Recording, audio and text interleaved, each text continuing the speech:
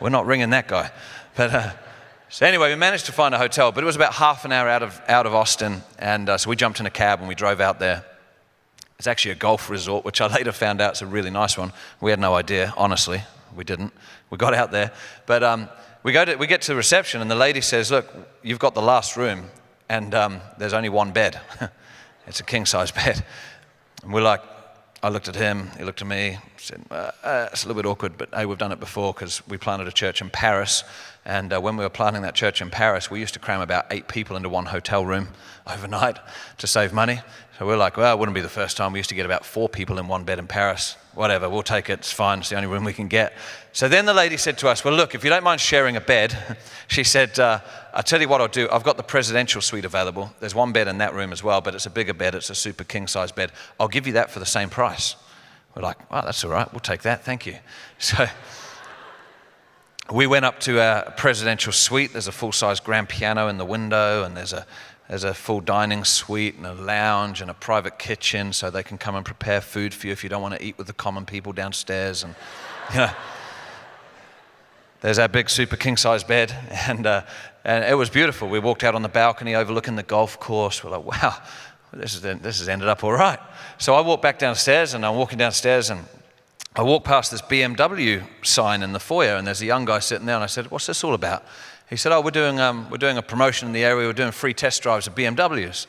I said, "Oh, I'll take a test drive. We called a cab out here. Could do with a test drive.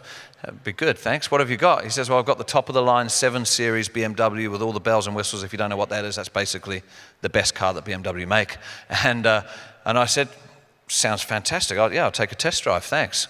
It's like I could afford one of those. But anyway, we're filling out the paperwork, and he goes, I finished filling it out, and he says, "You know what?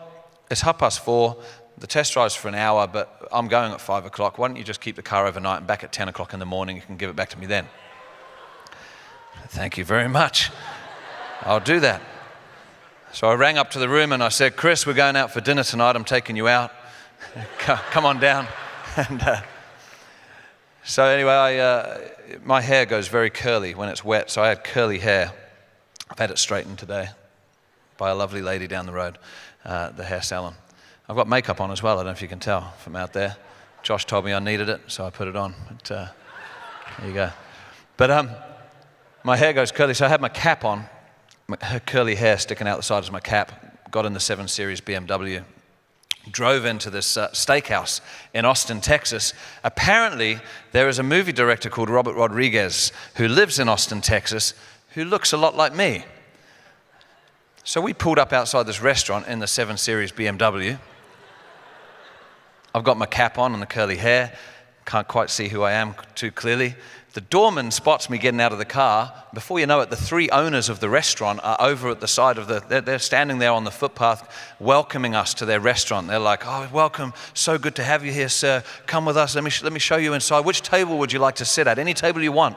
You can have any table." And, I didn't actually say anything. I didn't say anything at all at that point. I think I just gestured like a rock star or a movie director. Yeah, that table over there will be fine, thank you. Whatever, something.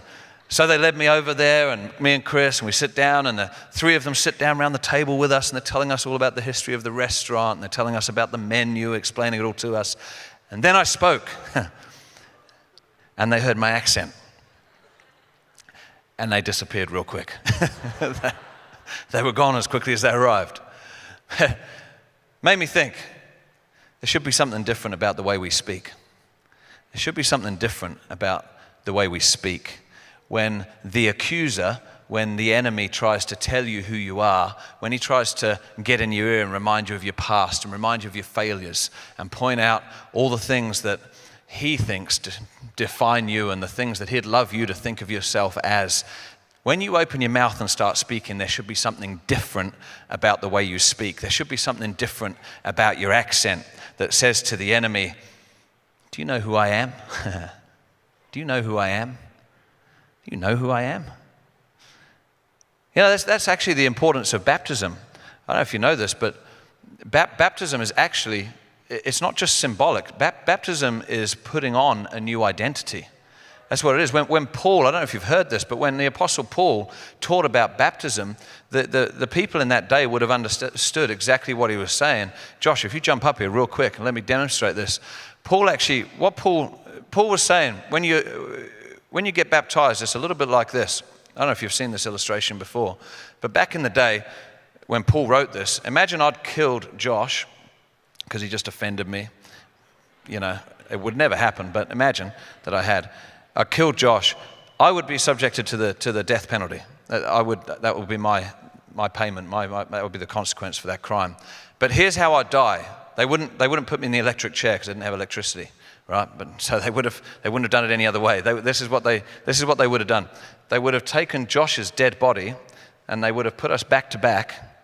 They would have tied my wrists to his wrists, my feet to his feet, my waist to his waist, and my neck to his neck.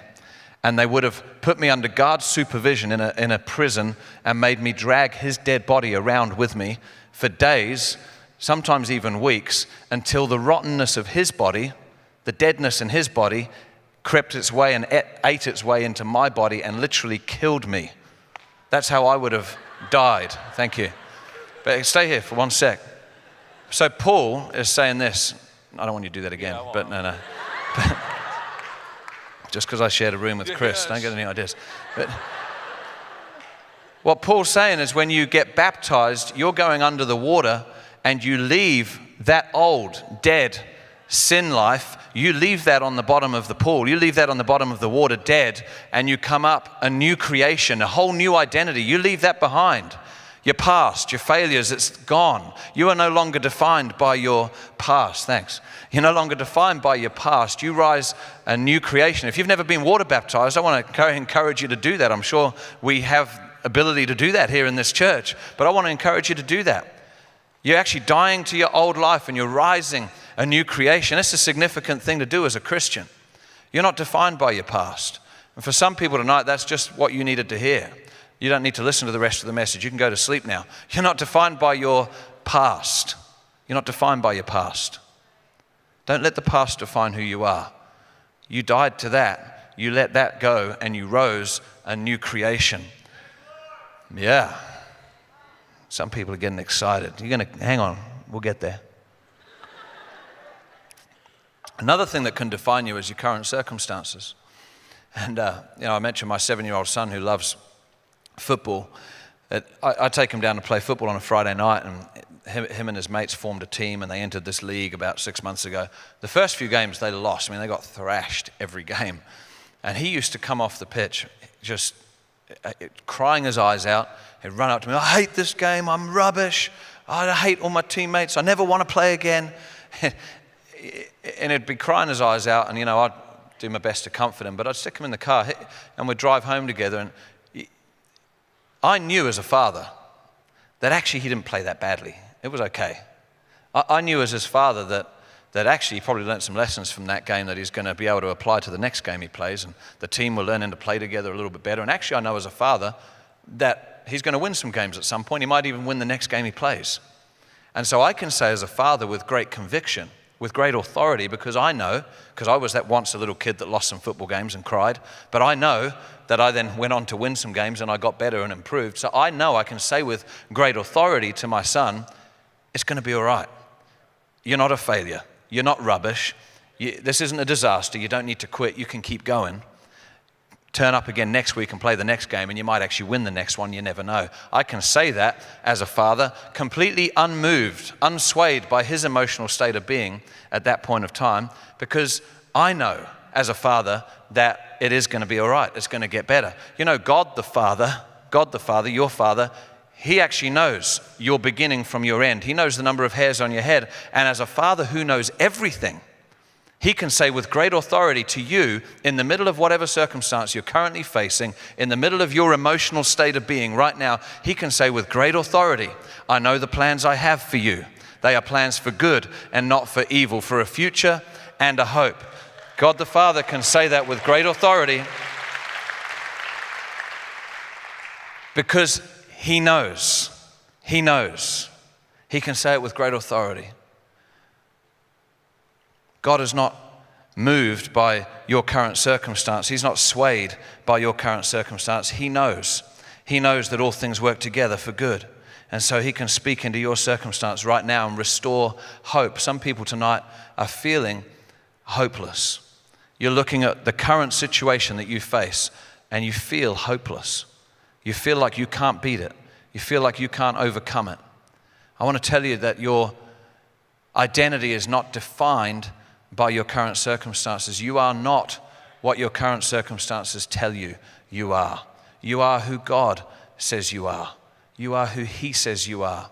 And He can say with great authority that He knows that all things will work together for good. Think about Jesus. He was the most mislabeled man in all of history. Think about the labels that He had stuck on Him by people. People called Him a devil when He did miracles. They called Him a heretic when He claimed to be the Son of God. They called Him a fraud when He couldn't get Himself down off the cross, or so they thought. That Jesus was called a madman. But Jesus never let those things define Him. Imagine if He had. Imagine where we would be today if Jesus had actually let those labels define who He was. But Jesus spoke differently. There was something about His tone of voice when He spoke that defied what the labels said.